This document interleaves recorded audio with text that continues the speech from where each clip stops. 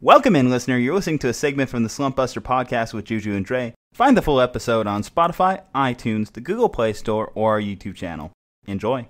So we've kind of had this discussion before as far as like the all-decade type performance. So we're going to keep it light. We're not going to go through a whole starting nine here. We're not going to name a whole rotation. We're basically just going to name our top pitchers or top hitters, and then we're going to name best single season and best team of the decade. The tough part about baseball, particularly in the 2010s, is you look at the franchises that have won multiple titles. So you're really limited to the Red Sox and the Giants.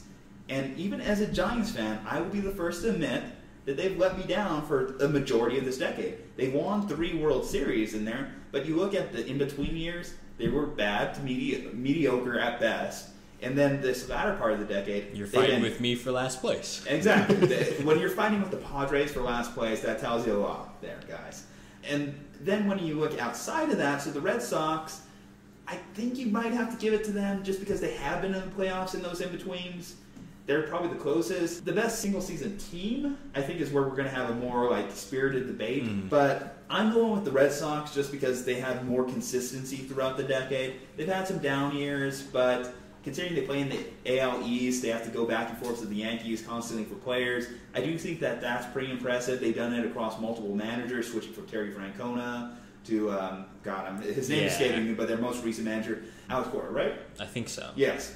And, they won, again. I think he just got fired, too, after a 100-win season. It's insane, but it tells you the type of standards that you have when you're in these big title-contending cities. I mean, we want to talk about a city of the decade when it comes to sports. Boston is ridiculous. Yeah, you would think with LA, LA now have, they had 6 teams, because now they have 8 teams. You'd think with 6 teams you could do something. Yeah. Minus a football, you had 2 basketball, 2 baseball, 2 soccer. I think they have only 1 hockey team. Yeah. So it's like they should have been competing, but we won't get too much in the weeds on this one. But like basically, if you're like around our age, these millennial type kids, you have basically seen, born in the Boston area, you have basically seen your teams just consistently win for years upon years. You've been to so many parades. There's that one kid I know that has like a collection of all his pictures growing up, going to parades. It's just insane. Yeah, I'm going on 60 years with no championship in San Diego. So you agree with me overall that we're going to give it to the Red Sox this round? Okay. You don't want to give it to the Astros? I mean, they cheated their way to 2 championships. Come on now. But there's with the basketball, with the center thing, there's more the last 3 years. 3 years, yep. So the beginning, they were the 76ers. They were tanking.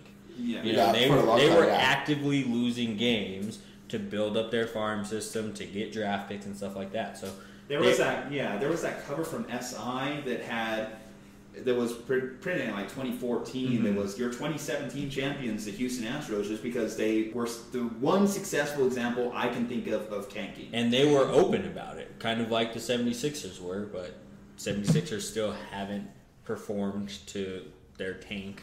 The Astros did. Granted, they might have cheated. Yeah. To get all those, legacies might have been tainted with pitchers and whatnot. But so we can't really go with them just because, one, it hasn't been sustained over the course. They were terrible at the very beginning, and now they have this big cheating scandal. Yep. So you can't really give it to them. Okay, so let's get into the best single season. Now, I've thought about this a little bit, and I kind of went back and forth with it, because I initially actually wanted to mention my 2012 Giants, but then I kind of was mulling it over as kind of when we were talking in the NBA discussion. As much as I loved it, they swept the World Series against the Tigers that year. They had the pitching, they had the bullpen, their hitters were on fire. Buster Posey won an MVP. I thought about it, it's that 2016 Cubs team that finally broke their 104 season winless streak in the World Series. That was so impactful. They won 103 games that year. Even if they people were crying in the stands. Even if it took them till Game 7 to officially put away the Indians, which was also another Hard Rock franchise, which made that World Series very impactful. I think that single season just encapsulated baseball, encapsulated the sports so much. I gotta give it to the 2016 Cubbies, right? Yeah, because we kind of talked about this pre-show, where you could kind of go with this year's Twins just because their offensive performance. You cannot go with it. No, I was just saying, we're just trying to bounce ideas. So before show, we were just because they set the record for home runs, but juiced balls and everything. That's the thing.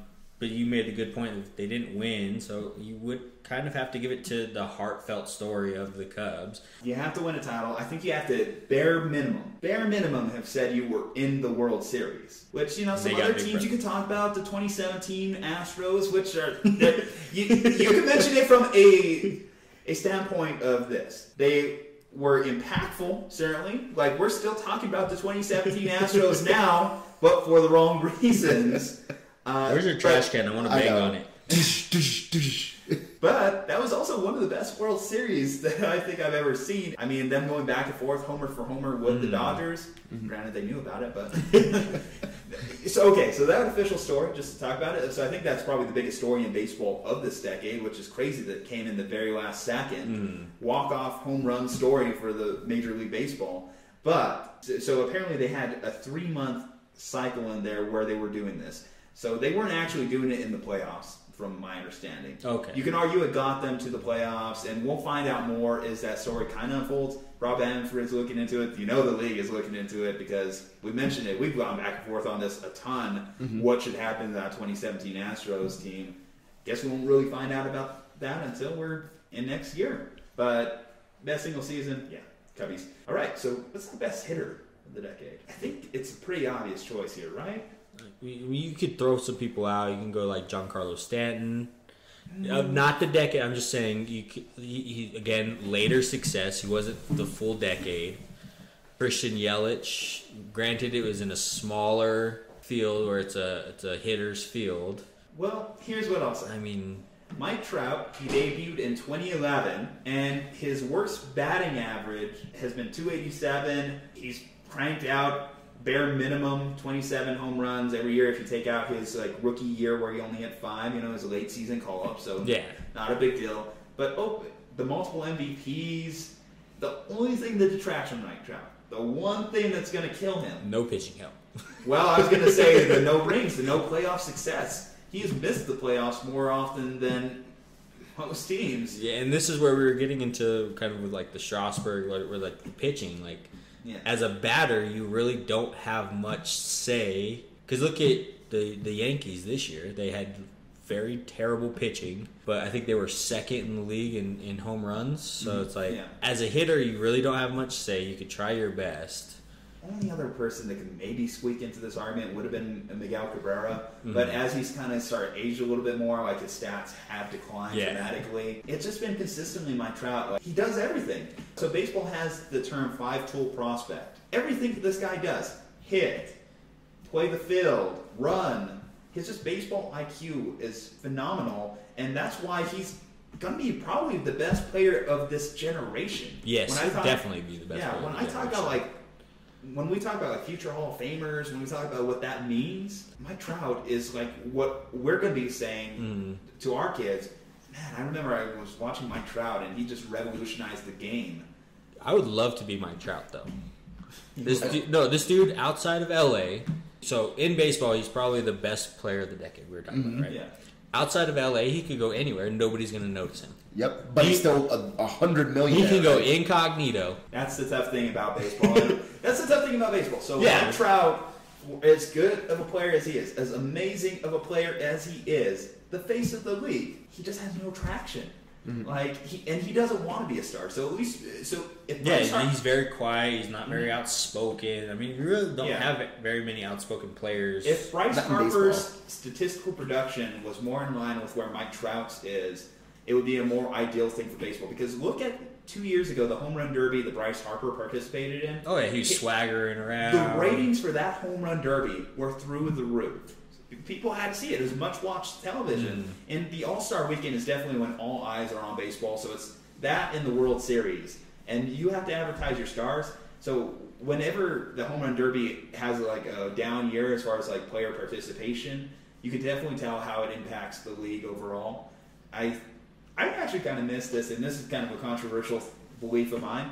I actually didn't mind when the All-Star Game meant home field advantage. I liked that. Yeah, it gave you something to play for.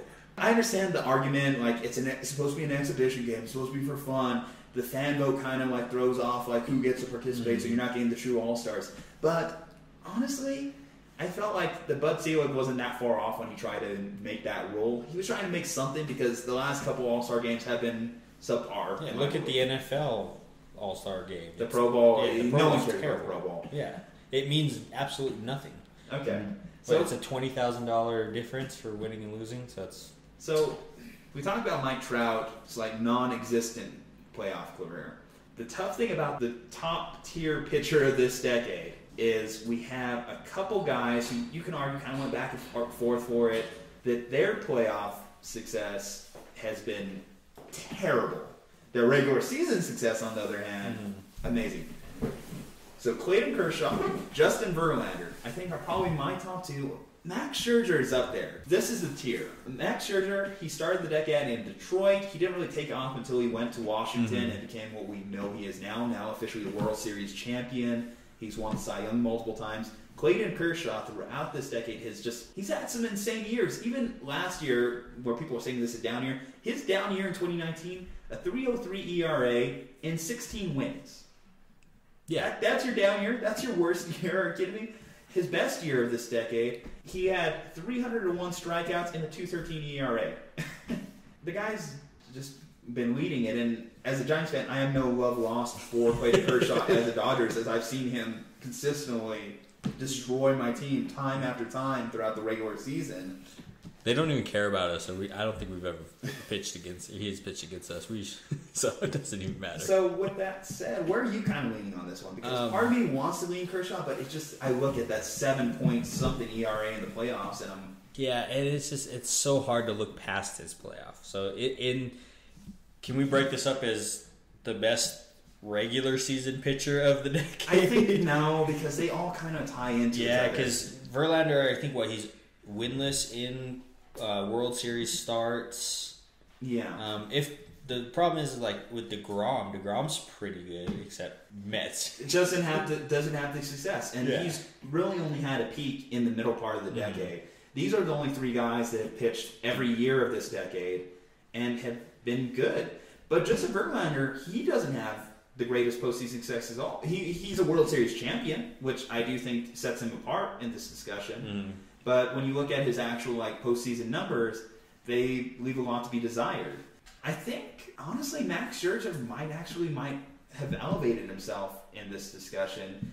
What he did in 2019, him actually being the driving force behind the Verlander's wife play a role in his voting capability? His wife's level of hotness. Yes. Could that be the tiebreaker? Does Kate Upton push him over the top here? That's just because I would go with that. I mean that's my vote. Okay. I mean, it's just. Can we just say all three of them? Because it's so hard to. Just because Kershaw, in the regular season, he's just... Well, here's the thing. So, it's just... Prior to Justin Verlander, his last year... Marrying Kate Upton. His last year in Detroit, his numbers were starting to tail off a little bit. He did start off the decade really strong. He won the MVP, which for a pitcher is a huge honor because there's only been a couple instances in Major League history in which a pitcher has been able to win both the MVP and the Cy Young in the same season. But Kershaw did that too. So that's why I do think that those two have that in their back pocket as a thing that they can say in their defense. I think that the lows for Verlander were a little bit harder than the lows for Kershaw. And I guess in terms of regular season consistency, I have to give it to Kershaw, even despite his team's just not being able to get it done in the postseason. I think when we look back at it, Kershaw is going to be a Hall of Fame. All these guys are Hall of Fame. Easily.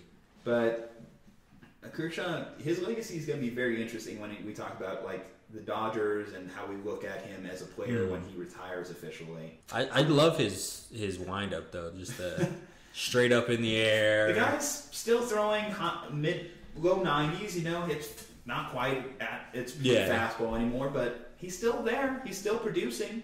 With a little bit of reluctance, I'm going to give it to Clayton Kershaw over those two guys. Yeah, I'll just have to agree with you on it, just because it's so close and we're splitting hairs here, really. Exactly. We can't really lose with either one of these guys in terms of what they've meant to their teams in those years. but it is noticeable. Kind of like when you look at just like Clayton Kershaw's stat line each of those years, even the years where he's had injuries, he's still holding these guys to a sub-2 ERA, a sub-1 ERA. You just don't do that. Yeah, just maybe don't pitch him in the 6th inning after he pitched 3 pitches in the 5th inning. Yeah, exactly. Just something to consider next time the Dodgers are in playoffs. He's only let up back-to-back home runs twice in his career, but both of those times have been in the playoffs. So it's hey, look at this amazing stat.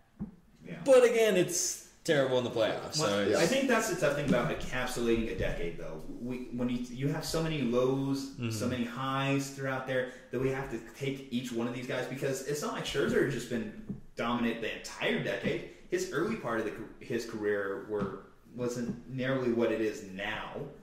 Now, since he's been in Washington, he's just been lights out every single year he's been there. But, yeah, you could punch holes in all these guys, like arguments here. With that said, we're going with Mike Trout. We're going with Clayton Kershaw as our top pitcher, top hitter of the decade.